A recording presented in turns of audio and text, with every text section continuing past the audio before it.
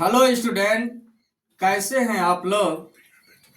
I hope आप सब अच्छे होंगे। स्टूडेंट, आज हम लोग कक्षा 12 भौतिक विज्ञान से बोर्ड परीक्षा में आने वाले संभावित प्रश्नों में से एक प्रश्न का आज हम लोग पर्दाफाश करेंगे बेसिकली कॉन्सेप्ट के साथ।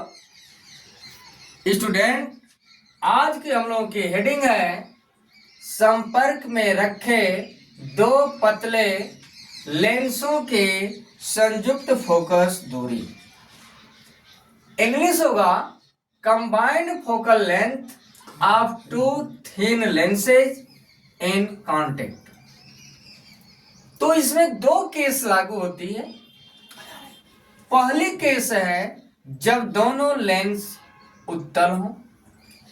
इंग्लिश होगा both the lenses are convex. आप ध्यान दीजिएगा, डायग्राम को आप बिल्कुल समझने का प्रयास करिएगा। देखिए, कैपिटल L1 और L2 दो पतले लेंस हैं जिनका मुख्य अक्ष एक ही है।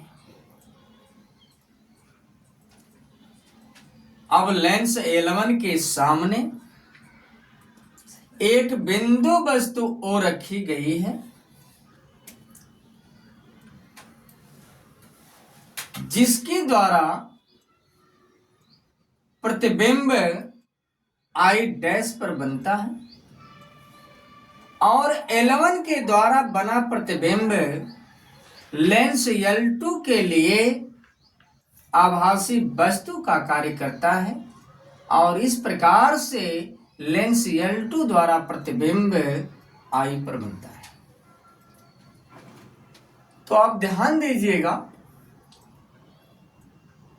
L1 से स्मॉल u दूरी पर वस्तु है और L1 से V डैश दूरी पर यह प्रतिबिंब I डैश बन रहा है L1 के द्वारा। अब जो है लेंस L2 के द्वारा जो आभासी वस्तु का काम कर रहा है L2 के लिए, इसका प्रतिबिंब I पर बन रहा है जिसका लेंस L2 से दूरी भी है। क्योंकि ये दोनों लेंस क्या हैं, पतले हैं। तो लिखने का आप काम करिएगा, माना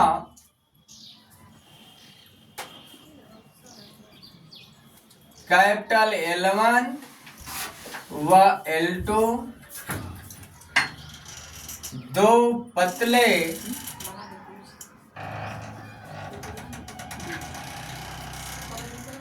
उत्तल लेंस हैं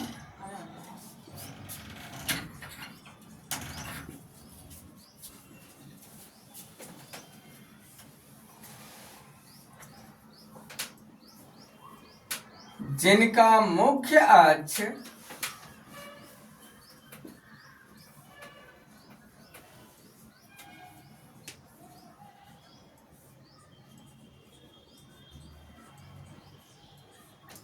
एक ही है।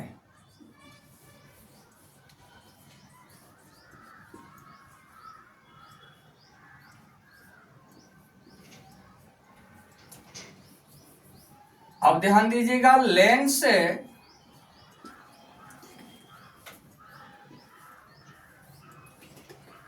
L1 के सामने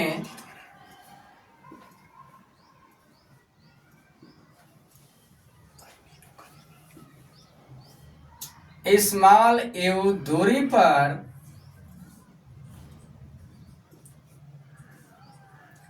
एक बिंदु वस्तु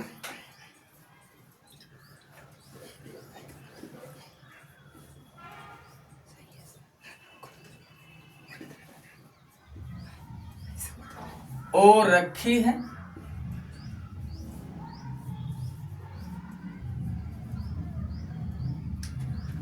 जिसका प्रतिबिंब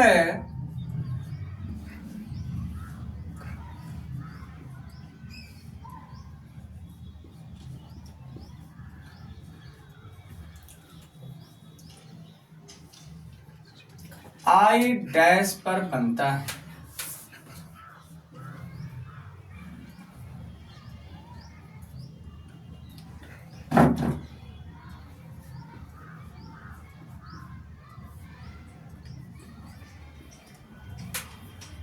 यह प्रतिबिंब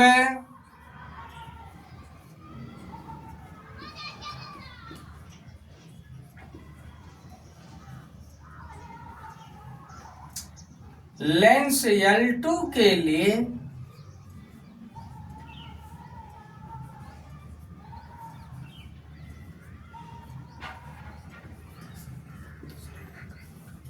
आभासी वस्तु का कार्य करता है।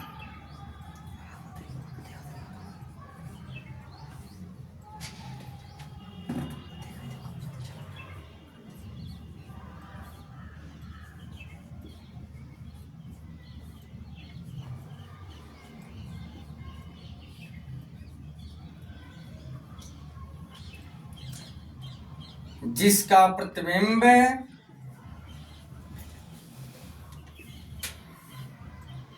I पर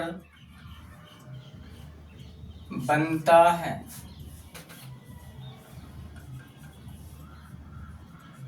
स्टूडेंट, यहां तक आपको समझ में आ गया होगा। लेंस N1 के द्वारा जो बिंदु वस्तु वो है, लेंस L1 के द्वारा जो प्रतिबिंब है I डैश पर बन रहा है, और यह प्रतिबिंब लेंस L2 के लिए आभासी वस्तु का काम करता है, और इसके द्वारा प्रतिबिंब I पर बनता है। तो यहां तक आपको समझ में आ गया होगा। अब नोट कर लीजिए। अब इसके बाद आप ध्यान दीजिए।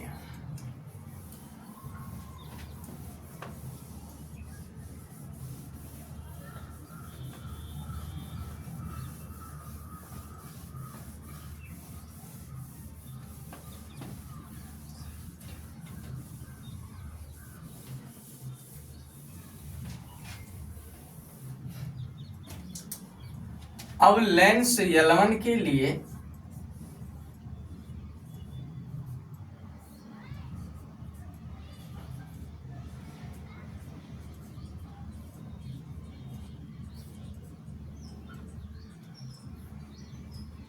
लेंस के सूत्र से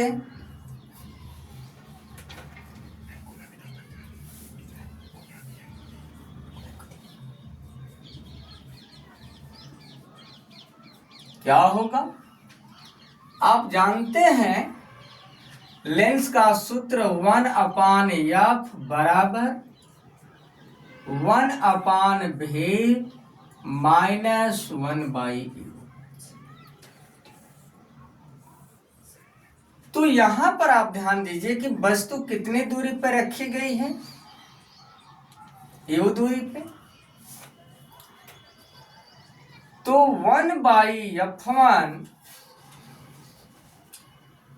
बराबर हो जाएगा 1/, पहले लेंस के द्वारा प्रतिबिंब कहां बन रहा है, v डैश दूरी पर, माइनस 1/u, जहां f1 बराबर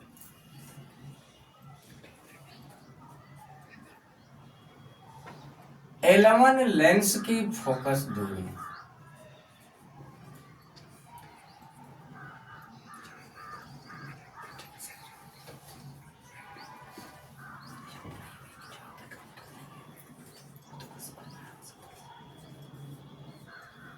जहां f1 बराबर क्या होगा, L1 लेंस की फोकस दूरी, तो 1/f1 बराबर 1/v1 माइनस 1/u। अब ये जो है समीकरण है कि ये v डैश है। अब लेंस L2 के लिए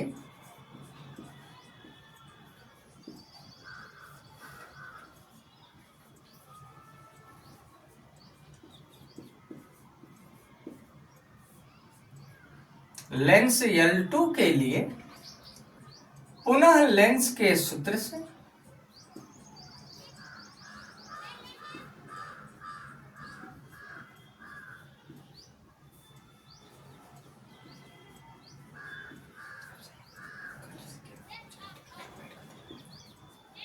अब क्या होगा कि L1 के द्वारा जो प्रतिबिंब बन रहा है लेंस L2 के लिए आभासी वस्तु का काम कर रहा है, तो 1/f2 बराबर L2 के द्वारा प्रतिबिंब कहाँ बन रहा है, I पर, जिसकी दूरी क्या देख रहे हैं, 1/v।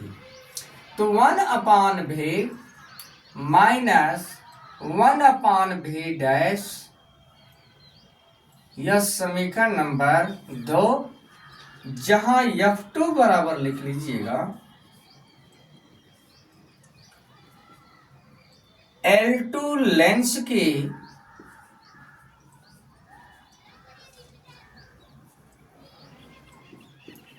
फोकस दूरी।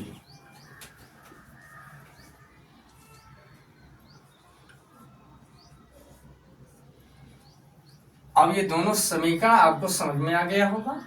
समीकरण 1 और 2 को जोड़ने पर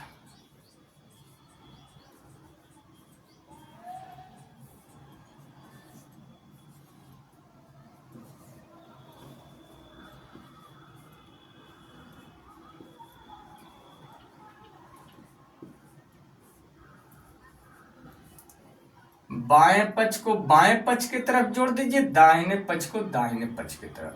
तो 1/f1 प्लस 1/f2 बराबर 1/v dash minus 1/u plus, अब इसको आप जोड़ दीजिए दूसरे समीकरण के दाहिने पक्ष को, 1/v minus 1/v dash.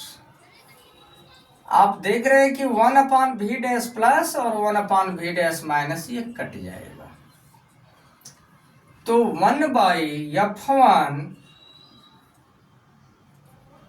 Plus 1/f2 बराबर 1/v माइनस 1/u।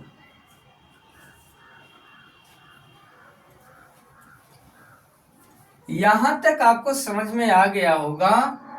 और इसको समीकरण नंबर 9 हो तो आप 3 बना लीजिए,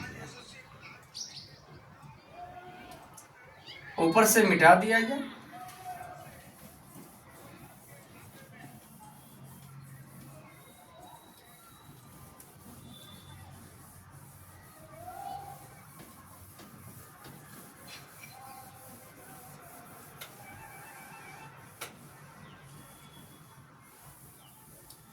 यदि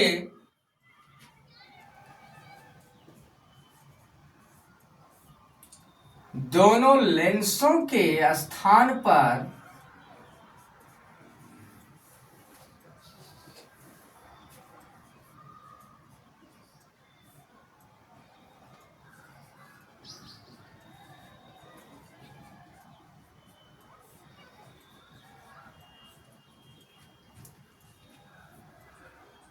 स्मॉल एफ फोकस दूरी का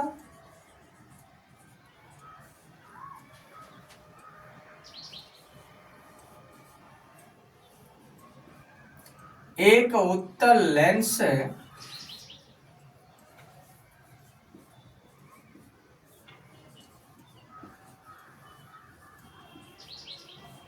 रखा जाए,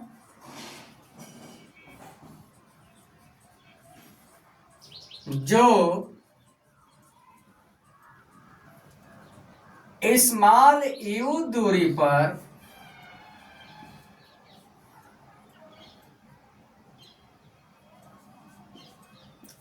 रखी वस्तु का प्रतिबिंब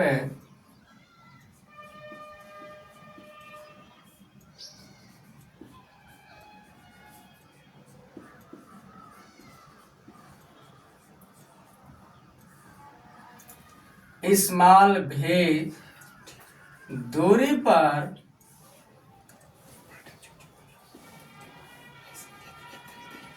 बनता है।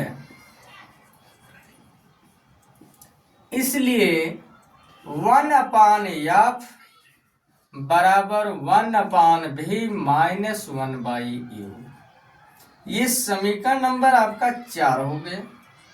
समीकरण 3 और 4 से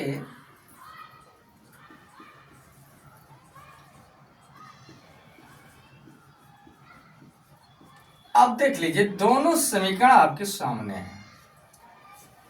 समीकरण 3 के दाहिने पक्ष में आप देख रहे हैं 1/v-1/u, और 4 के भी दाहिने पक्ष में देख रहे हैं 1/v-1/u। जब दोनों समीकरणों का दाहिना पक्ष बराबर है तो बायां पक्ष भी क्या होगा, बराबर होगा। इसलिए 1/f बराबर 1/f1 प्लस 1/f2।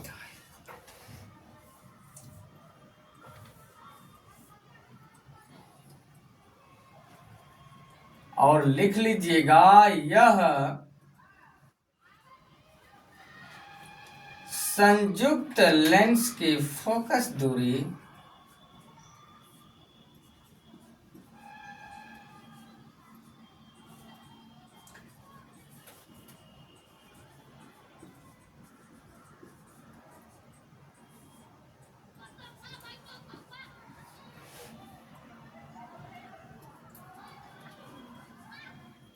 का सूत्र है।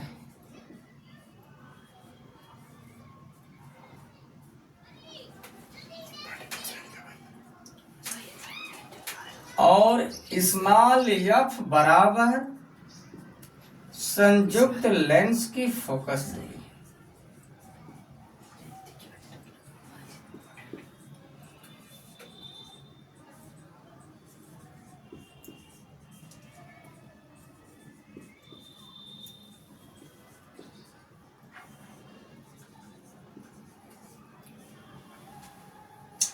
यहां तक आपको समझ में आ गया,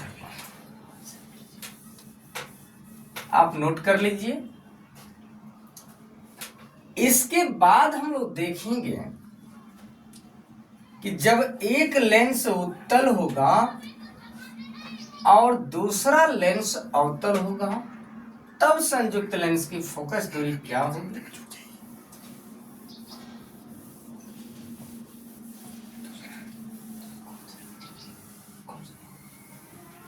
तो लिखिएगा आप लोग नंबर 2 पर, जब एक लेंस उत्तल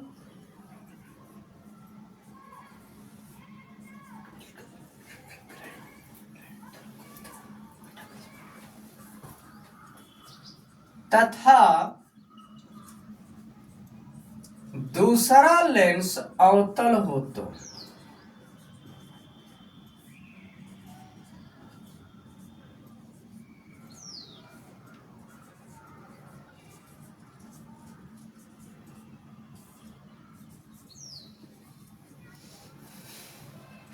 जब एक लेंस उत्तल तथा दूसरा लेंस अवतल हो तो आप जानते हैं कि उत्तल लेंस की फोकस दूरी जो होती है धनात्मक होती है और अवतल लेंस की फोकस दूरी ऋणात्मक होती है। तो इसलिए संयुक्त लेंस की फोकस दूरी 1/f बराबर 1/f1 प्लस 1/-f2, क्योंकि f1 उत्तल लेंस की फोकस दूरी है और f2 अवतल लेंस की फोकस दूरी है। तो 1/f बराबर 1/f1 माइनस 1/f2। यहां तक आपको समझ में आ गया होगा। अब आप एलसीएम लीजिए।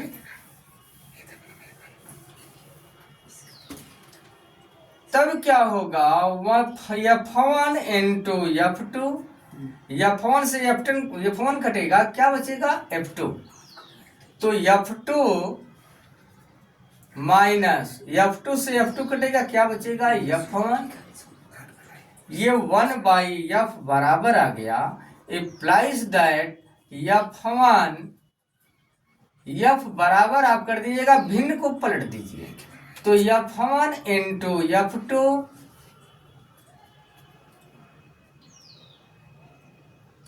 बटा में f2 माइनस f1। ये चीज आपको समझ में आ गया।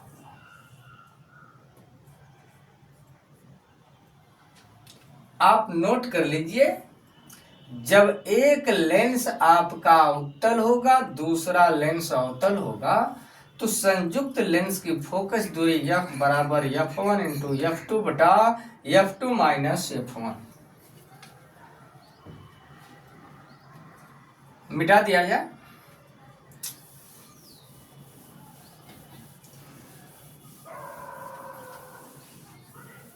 और आप ध्यान दीजिए, अभी जो आप निकाले थे f बराबर f1 इंटू f2 बटा f2 माइनस f1, इसी फार्मूले का आप निगमन किए थे।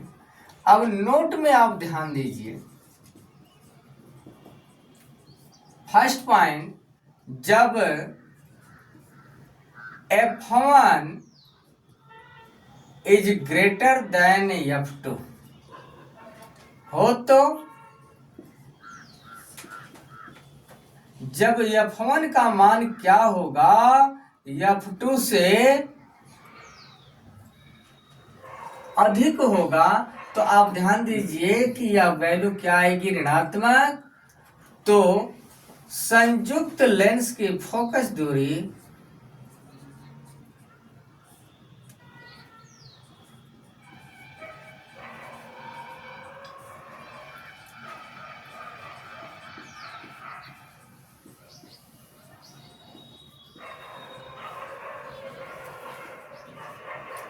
ऋणात्मक होगी।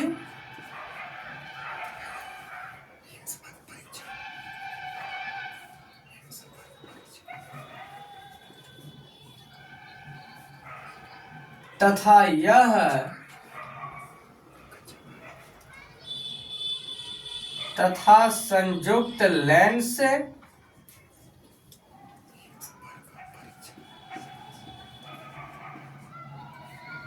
अवतल लेंस के भांति व्यवहार करेगा।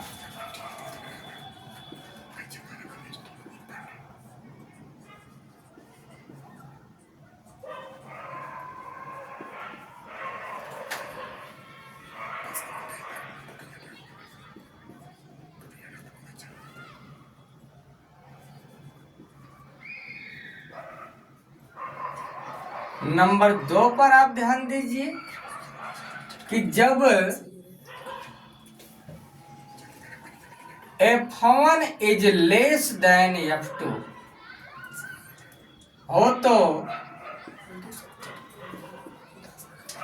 यानी f1 का मान कम होगा, f2 का मान अधिक होगा, तो संयुक्त लेंस की फोकस दूरी धनात्मक होगी। हो तो संयुक्त लेंस की फोकस दूरी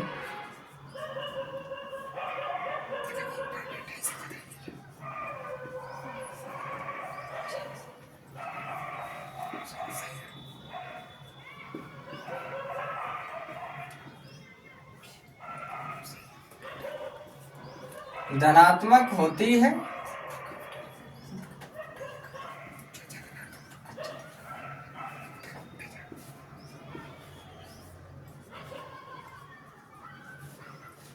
तथा संयुक्त लेंस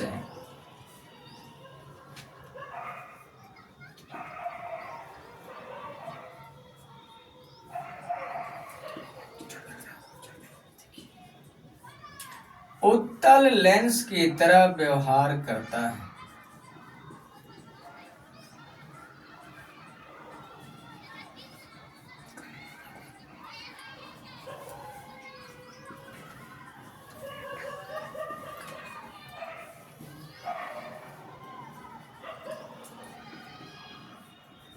अब इसके बाद नंबर 3 पर आप आ जाइए। जब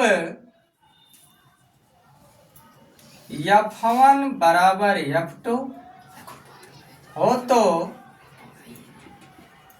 संयुक्त लेंस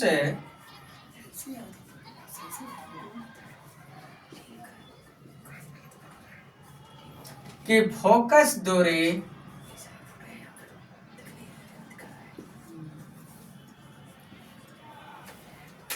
अनंत हो जाती है।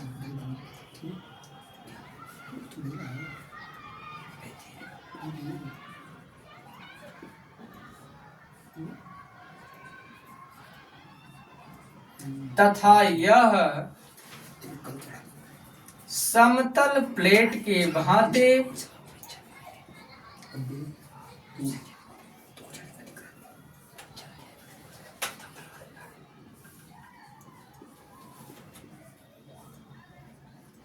व्यवहार करता है।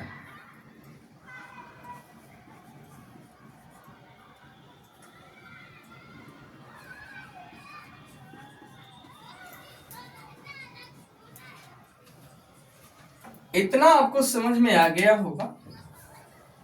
और एक पॉइंट और आप नोट कर लीजिए,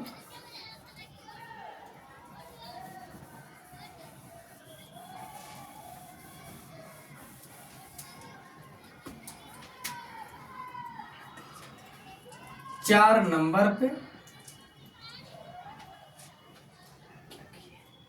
फोकस दूरी के व्युत्क्रम को, इसके आगे आप लेंस भी लिख सकते हैं, लेंस के फोकस दूरी के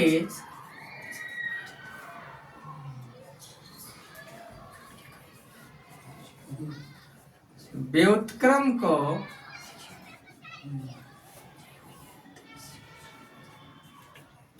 लेंस की क्षमता कहते हैं।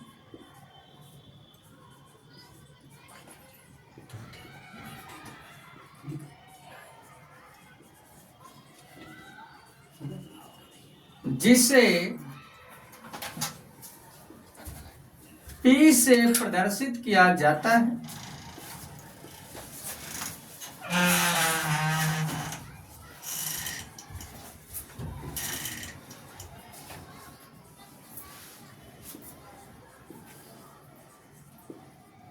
जबकि फोकस दूरी फोकस मीटर में मापी जाती है।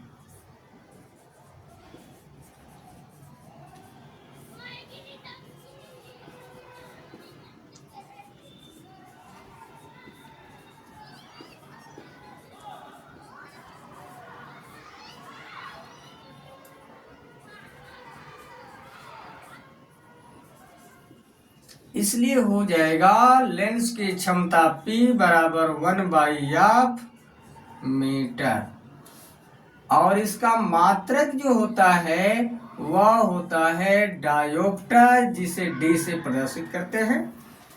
और पांचवें नंबर पे अभी आप निगमन देखे हैं कि 1/f बराबर 1/f1 प्लस 1/f2। तो 1/f को क्या लिख रहे हैं P, तो P बराबर 1/f1 क्या हो जाएगा P1 प्लस 1/f2 को क्या लिखेंगे P2। ये समझ में आ गया होगा लेंस की क्षमता का मात्रक डायोप्टर। आप नोट कर लीजिए बढ़िया से। धन्यवाद स्टूडेंट।